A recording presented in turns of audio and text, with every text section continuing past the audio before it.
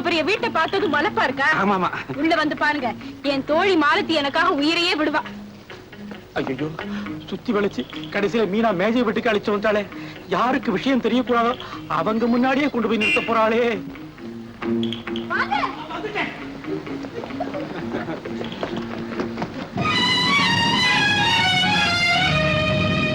பத்தாவது படிக்கு வந்த உடனே எனக்கு பயங்கரமான ஒரு ஐடியா தோணி இருக்கு பாரு. என்ன செஞ்சேன்? ஹார்ட் அட்டாக் வந்த மாதிரி நடிச்சேன்.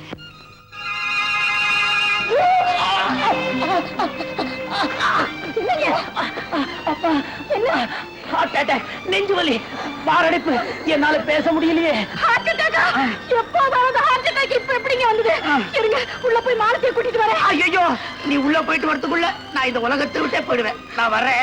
அப்படி எல்லாம் பேசாதீங்க. ஐயோ, இப்ப நான் என்ன பண்ணுவேன்? உடனே நம்ம வீட்டுக்கு கூட்டிட்டு போயேன். ஆமா, போற உயிர் நம்ம வீட்லயாவது போகட்டும். முதல்ல உங்களை டாக்டர் கிட்ட கூட்டிட்டு போறேன். எது வேற எங்கேயாவது கூட்டிட்டு போ. ஆமா ஆமா ஆமா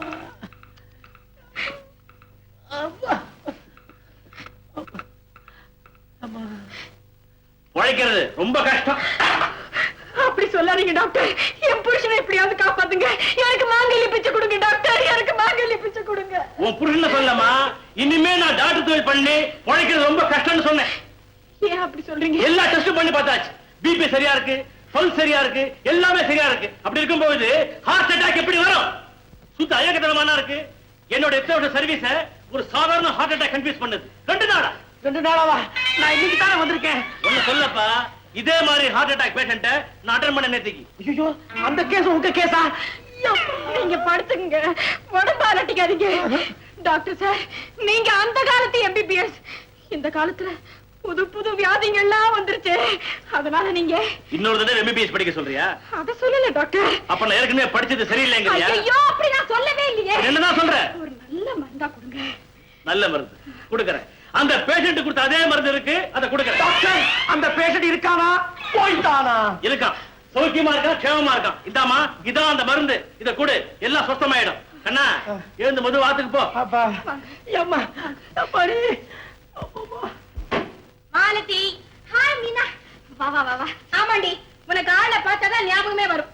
ஏண்டி, காக்கா கடி கடிச்ச ஸ்நேகிதி கிட்ட நடந்துக்கிற லட்சணமா இது? மீனா, உன் கல்யாணத்துக்கு வராததுக்கு நிச்சயம் நீ ஆத்திரப்படுவேன்னு எனக்கு தெரியும். ஆனா நடந்ததை கேட்டா உன் ஆத்திரம் எல்லாம் வருத்தமா மாறிடும். முதல்ல நீ உட்கார். அப்படி என்ன நடக்க கூடாது நடந்துருச்சு?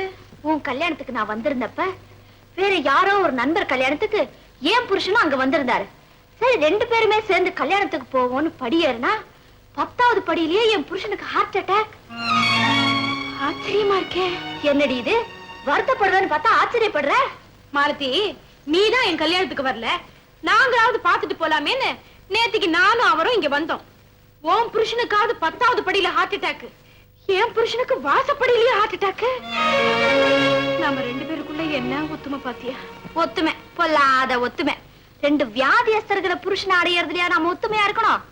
அது சரி, உன் புருஷனுக்கு எங்க வேலை? சாம்சங் சைக்கிள் ஃபேக்டரியில வேலை செய்யறாரு. என்னது, சாம்சங் சைக்கிள் ஃபேக்டரியா? ஏண்டி வாய புழக்கிற? என் புருஷன் என்ன ரோலிங் மில்ல இரும்பு தூக்குற ஆளுன்னு நினைச்சியா? அது இல்லடி மீனா, அந்த சாம்சங் சைக்கிள் ஃபேக்டரிய எங்க அப்பா தான் வாங்கி இருக்காரு. வாட், நிஜமாவா? ஆமாண்டி. உன் புருஷன் பேர் என்ன? என்எஸ் ராமன். பாத்தியா, உன் புருஷன் எங்க ஃபேக்டரியில வேலை செஞ்சோம் இத்தனை நாள் தெரியாம போயிடுச்சே. ஆல்ரைட், இன்னைக்கு சாயந்தரம் என்னுடைய பிரசன்டேஷனா ஒரு குட் நியூஸ் உன் வீடு தேடி வரும். எப்படியோட ரமேஷ், நானும் உன்ன மாதிரியே ஹார்ட் அட்டாக் வந்த மாதிரி நடிச்சு தப்பிச்சுட்டேன். ஆக மொத்தத்துல உன் பொண்டாட்டி என் பொண்டாட்டியும் சிநேகிதிகள். சீதாராமா, என்னைக்கு உன்னையும் பொண்டாட்டியும் என் வைஃப் நேருக்கு நேர் பாக்குறாளோ அன்னைக்கு பெரிய யுத்தமே இருக்குடா. ஏண்டா, தினம் தினம் ஒரு கண்டமா இருக்க, நான் எப்படா வாழறது? சீதாராமா, நான் சொல்ற மாதிரி செய். நீயும் பொண்டாட்டியும் அடிக்கடி, ஏன் அடிக்கடி, கொஞ்ச நாளைக்கு வெளியிலேயே தலை காட்டாதீங்க. ஏண்டா, இப்படி வாழணும்னா எனக்கு ஏன் ஒரு கல்யாணம், எதுக்கு ஒரு பொண்டாட்டி? சீதாராமா, நீ மடத்தரமா கல்யாணம் பண்ணிட்டா அதுக்கு நான் என்னடா பண்ணுவேன்? நீ எதுக்கா வந்த? சொல்லி அனுப்பிச்சிருந்தா நானே ஓடி வந்திருப்பேன். மலுமா, இங்க எதுக்கா வந்த? எல்லாம் காரியமாதான். என் தோழி மீனாவுடைய புருஷன் இங்க வேலை செய்யறாமே, உங்களுக்கு தெரியுமா? அது நான் சொல்றேன்டா. மலுமா, அவன் பேர் என்ன சொன்னா? பேரு என்எஸ் ராமன். யாருன்னு கேட்டு போய் கூட்டிட்டு வாங்க. என்எஸ் ராமன்? என்எஸ் ராமன் சீதாராமா, நீ மாலுகிட்ட பேசிட்டு நான் போய் என்ன ராமனை கூட்டிட்டு வரேன்.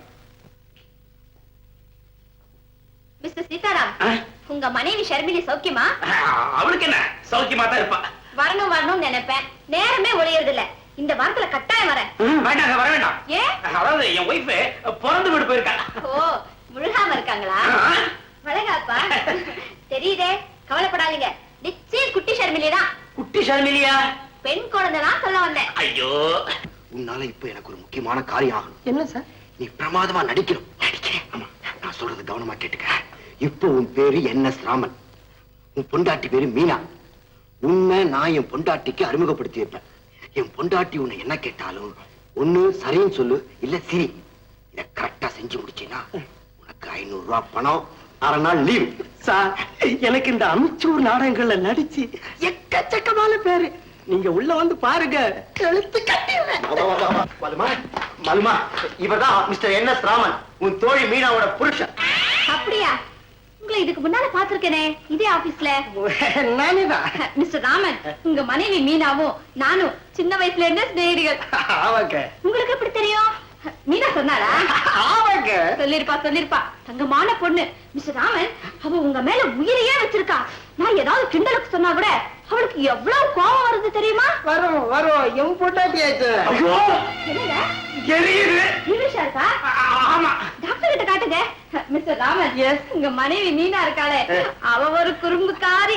ஆவா ஏன்னா அவன் என் பொண்டாட்டியாச்சு. என்னால தாங்க முடியல. சீதாராமா, நிஜமாவே உடம்பெல்லாம் கொதிக்குது. மாலு வீட்டுக்கு போன உடனே நான் உன்னை டாக்டர் கிட்ட கூட்டிட்டு போறேன்டா. அப்ப சரி, நான் புறப்படுறேன். இத பாருங்க. என்னவா இதம்மா? வந்த விஷயத்த மறந்துட்டேன். மிஸ்டர் ராமனுக்கு ப்ரமோஷன் கொடுத்து சம்பளத்துல 200 ரூபாய் ஏத்துங்க, புரிஞ்சுதா? ஆட்டு மாடு அப்படியே சரி. மிஸ்டர் ராமன், இத உங்க மனைவி கிட்ட சொல்லி இதுதான் என் கல்யாண பரிசுன்னு சொல்லுங்க. ஓகே? ஓகே வரேன். வாங்க. சார், எப்படி நம்ம நடிப்பு? அச்சி, அவ எரிச்சல் இருக்கான். உன் நடிப்பை பத்தி சாவகாசமா பாராட்டுறப்ப.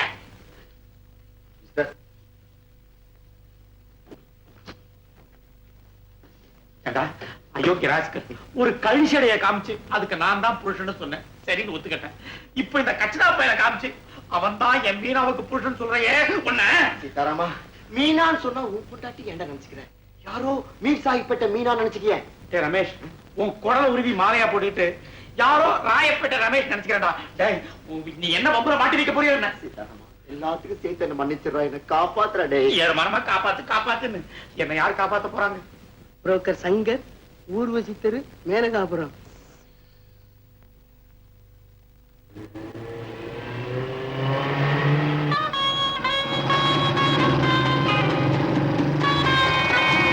அட, இவ சீதாராமனுடைய மனைவியாச்சே. ஐயோ, இவர் மீனாவுடைய புருஷனாச்சே. எங்க போறாங்கன்னு பார்க்கலாம்.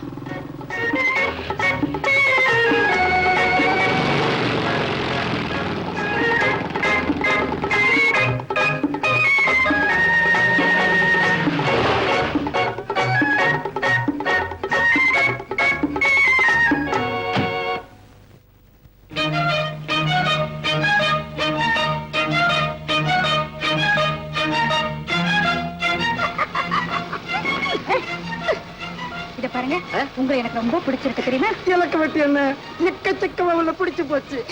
இந்நேரம் நான் ஆபீஸ்ல வேலை செய்யறதா என் ஒய்ஃப் நம்பிக்கிட்டு இருப்பான். நானு உங்களோட பேசிட்டு இருக்கேன். என்னது சிரிக்கிறேன்? அது சரி, உங்க பொண்டாட்டி எப்படி? அவன் நல்லவாதான், ஆனா எத்தனை நாளைக்கு ஒரே தட்டுல சோறு சாப்பிடுறது? அதுக்காகத்தான் நீ. ஏன் பாலிசி அதுதாங்க. கர்மம். டாடி, நம்ம வீட்டு ஃபங்க்ஷனுக்கு வந்திருந்தாரே மிஸ்டர் சீதாராமன், அவர் உங்களுக்கு ஞாபகம் இருக்கா? அவனை மறந்தாலும் அவன் கூட வந்தாளே அவன் பொண்டாட்டி, அரபு நாட்டு குதிரை மாதிரி, அவளை மறக்க முடியுமா? பார்த்தனே பப்பா, உடம்பே சிலுக்குது. அவளுக்கு என்ன? அவளும் இவர் அறிமுகப்படுத்தி வச்சாரே என் ஃப்ரெண்ட் மீனாவோட புருஷன், அவங்க 2 பேரும் பார்க்ல கட்டி பிடிச்சு. மாலதி, அவளை பார்த்த அன்னைக்கே நினைச்சேன், இந்த அரபு நாட்டு குதிரை அடுத்த வீட்டு கொல்லையில மேயுன்னு. அதே மாதிரி மேஞ்சிருச்சு. அப்பேற்பட்ட சீதாராமனுக்கு இப்படி ஒரு ஓடுகாலி பொண்டாட்டி, இப்பேற்பட்ட உத்தமி மீனாவுக்கு அப்படி ஒரு கயவாளி புருஷன். இவங்களை சும்மா விடலாமா? கூப்பிட்டு விருந்து வைக்கலான்றியா? ஏற்கனவே வச்ச விருந்துல நான் பட்ட பாடு போதும். அது இல்ல டாடி, நான் அவங்க 2 பேர் வீட்டுக்கும் போய் உன் புருஷன் லட்சணம் இப்படி, உன் பொண்டாட்டி வள்ளல் இப்படின்னு புட்டு புட்டு வைக்க போறேன். இவர் ஃப்ரெண்ட் சீதாராமனுடைய வாழ்க்கையும் ஏன் சிநேகிதி மீனாவோட வாழ்க்கையும் நான் காப்பாத்த போறேன். மனு மனு அவசரப்படாத, தயவு செஞ்சு நான் சொல்றது கொஞ்சம் கேளு. ஆமா, புருஷன் கிட்ட இருக்கிற வீக் பாயிண்ட்னால தப்பு செய்யற பொண்டாட்டியும் உண்டு, பொண்டாட்டி கிட்ட இருக்கிற வீக்னஸ்னால தப்பு செய்யற புருஷனும் உண்டு. அதனால புருஷன் பொண்டாட்டியை பிரிச்ச அந்த பாவம் உன்னை 7 ஜென்மத்துக்கு விடாது. ஆமா, அடாடாடா. வாழ்க்கையிலேயே மாப்பிள்ளை சொன்ன உருப்படியான விஷயம் இது ஒண்ணுதான், நானும் ஒத்துக்கிறேன். டாடி, நீங்களுமா இப்படி சொல்றீங்க? ஆமாம்மா, இதே தப்ப நம்ம மாப்பிள்ளை செஞ்சிருந்தாலும் நான் நிக்க வச்சு அவனை சுட்டுடுவேன். இது அடுத்தவங்க வீட்டு விவகாரமாச்சே. ஆனா ஒண்ணு, அப்பா சொல்லிட்டாரேன்னு விட்டுடாத. உன்னால முடிஞ்ச வரைக்கும் நீ கிண்டிப்பார்.